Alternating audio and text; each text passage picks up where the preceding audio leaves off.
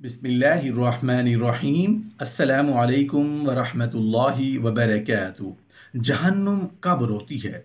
मोहतरम नाजरीन, अल्लाह पाक ने जितनी भी मखलूक़ात पैदा फरमाई है सब की सब अल्लाह का जिक्र करती है, बशमूल इंसान और जिन, जानवर, चरिंद परिंद, ज़मीन व आसमान, सूरज, चांद, सितारे, हर चीज़ अल्लाह की इबादत करती है। हर मखलूक बोलती है, सुनती है और अल्लाह का शुक्र भी अदा करती है।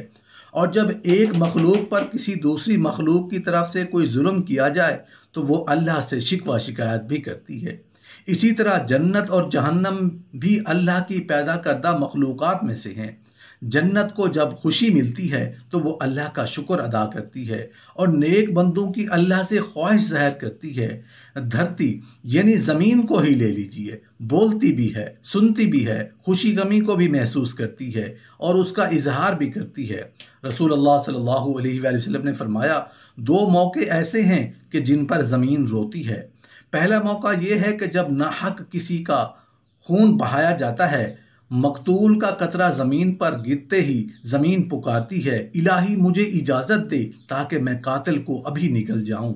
आवाज़ आती है, ज़रा सब्र कर, ये तेरे अंदर ही आएगा। दूसरा मौका यह है कि जब ज़ानी ज़िना का इर्तिकाब करने के बाद गुस्ल करता है तो पानी का पहला कतरा जब ज़मीन पर गिरता है तो ज़मीन ज़ारो कतार रोती हुई कहती है, इलाही मुझे इजाज़त दे ताकि उसे मैं निगल लूँ। आवाज़ आती है, थोड़ी देर सब्र कर, ये तेरे पास ही आएगा। मोहतरम नाजरीन, जहन्नुम कब रोती है ये भी हम आपको इस वीडियो में बताएंगे। इससे पहले हम आपको थोड़ा सा जहन्नुम के बारे में बताए दें। एक हदीस है जिसका मफहूम कुछ इस तरह है कि रसूलुल्लाह सल्लल्लाहु अलैहि वसल्लम ने इरशाद फरमाया, जहन्नुम ने अपने रब से शिकायत की, या रब, मेरा बाज हिस्से को खाए जा रहा है, मुझे सांस लेने की इजाज़त दीजिए। अल्लाह ने उसे दो सांसों की इजाज़त दी, एक मौसम सरमा में और एक मौसम गर्मा में। गर्मी की शिद्दत जो तुम महसूस करते हो वो उस जहन्नुम की सांस की तपिश है, और दूसरी की वो शिद्दत जो तुम महसूस करते हो वो जहन्नुम की सांस की तपिश है। सही मुस्लिम की रिवायत है, हज़रत अबू हुरैरा रज़ियल्लाहु अन्हु बयान करते हैं कि हम नबी करीम सल्लल्लाहु अलैहि वसल्लम के पास बैठे थे। अचानक आप सल्लल्लाहु अलैहि वसल्लम ने धमाके की आवाज़ सुनी। आप सल्लल्लाहु अलैहि वसल्लम ने पूछा, सहाबा, तुम्हें मालूम है ये आवाज़ किस चीज़ की थी?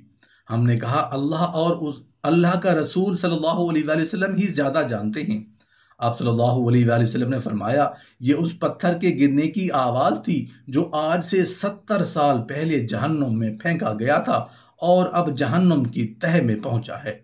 जहन्नुम का अंधेरा के हाथ को हाथ सुझाई ना देगा, फिर आग की शिद्दत, मुहल्लात जैसे बड़े बड़े अंगारे, फिर जहन्नुम की शिद्दत अंगेज धाड़, हर तरफ चीखो पुकार। जहन्नुम का ये खौफनाक मंजर देखकर वो मुजरिम इंसान जहन्नुम से बाहर निकल भागने के लिए हाथ पांव मारेगा और बाहर निकलने की कोशिश करेगा, लेकिन जहन्नुम के फरिश्ते उसके सर पर लोहे के बड़े बड़े गुर्ज मारेंगे जिससे सर रेजा रेजा हो जाएगा और वो उस मारने से जहन्नुम की तह तक चला जाएगा।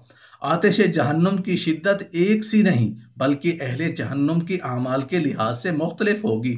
जितना बड़ा कोई अल्लाह का बागी होगा, अजाब भी उसी कदर होगा। जहन्नुम का सबसे होलनाक दर्जा सबसे निचले दर्जा है जो मुनाफिकीन के लिए खास होगा। अल्लाह पाक सूरह अन-निसा में फरमाते हैं, यकीन जानो के मुनाफिक जहन्नुम की सबसे निचले तबके में होंगे। नबी करीम सल्लल्लाहु अलैहि वसल्लम ने उन मुख्तलिफ अजाबों की तस्वीर कशी इन अल्फाज में की है, बाज को आग टखनों तक पहुंचेगी और बाज को घुटनों तक, बाज को मूंढों तक और बाज को हंसली तक पकड़ेगी।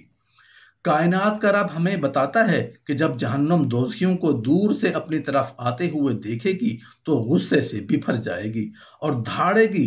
अल्लाह पाक कुरान पाक में सूरह अल फुरकान में फरमाता है, उसके बाद 70,000 फरिश्तों के हाथों लगामों में जकड़ी जहन्नुम को ये आग दोज़खियों पर छोड़ दी जाएगी।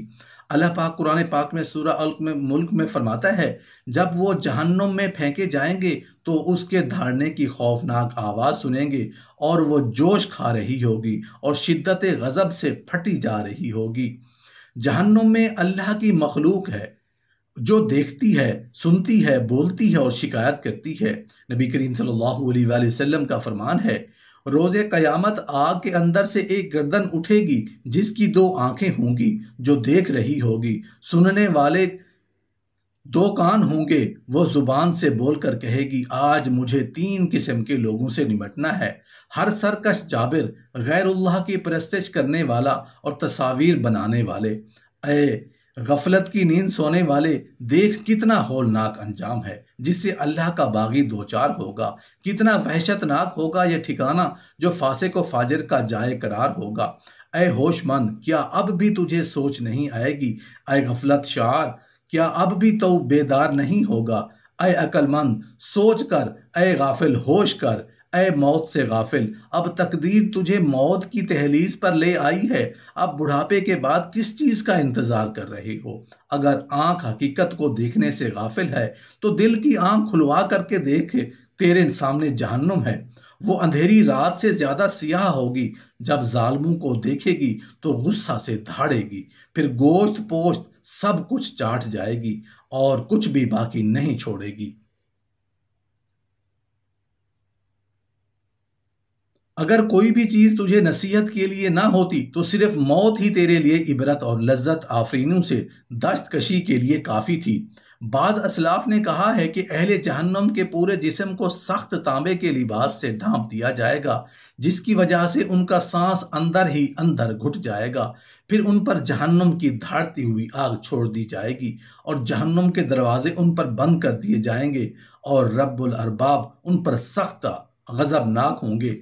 فلک بوس دیواروں کے اندر گھری ہوئی جہنم کی وسعت اور گہرائی کا اندازہ اس حدیث رسول صلی اللہ علیہ وآلہ وسلم سے کیا جا سکتا ہے کہ جہنمی کافر کی جلد کی موٹائی ایک دیو ہیکل شخص کے 42 ہاتھ کے برابر ہوگی اور اس کی داڑھ مثل احد پہاڑ کے، اور جہنم میں اس کے بیٹھنے کی جگہ مکہ اور مدینہ کے فاصلے کے برابر ہوگی۔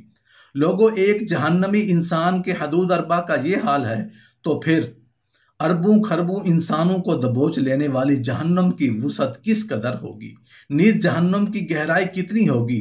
ابن رجب رحمۃ اللہ علیہ فرماتے ہیں کہ اہل جہنم کو یہ عذاب ان کی بدعمالیوں اور مصیبتوں کے لحاظ سے ہوگا جس پر چل کر انہوں نے اپنے لیے جہنم کی راہ ہموار کی ہوگی۔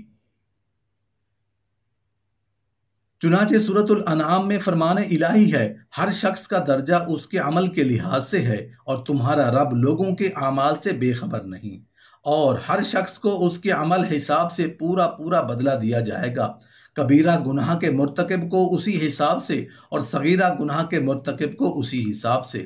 عبد الرحمن بن زید بن اسلم بیان کرتے ہیں کہ جنت کے درجے اوپر کو جاتے ہیں، جہنم کی منزلیں نیچے کو جاتی ہیں۔ اللہ تعالیٰ روز قیامت کفار، فجار، معبودان باطلہ جو اپنی پرستش پر خود تھے اور پتھروں کو جہنم کا ایندھن بنائیں گے۔ اللہ تعالیٰ سورۃ التحریم میں فرماتا ہے، اے ایمان والو، اپنے آپ کو اور اپنے اہل و عیال کو جہنم کی آگ سے بچا لو جس کا ایندھن لوگ اور پتھر ہوں گے۔ قرآن مجید نے مختلف مقامات پر ان طوقوں اور بیڑیوں کا ذکر بڑے دہشت انگیز انداز میں کیا ہے کہ جن میں جکڑ کر مجرموں کو حوالہ جہنم کیا جائے گا۔ کفر کرنے والے کے لیے ہم نے زنجیریں اور طوق اور بھڑکتی ہوئی آگ تیار کر رکھی ہے۔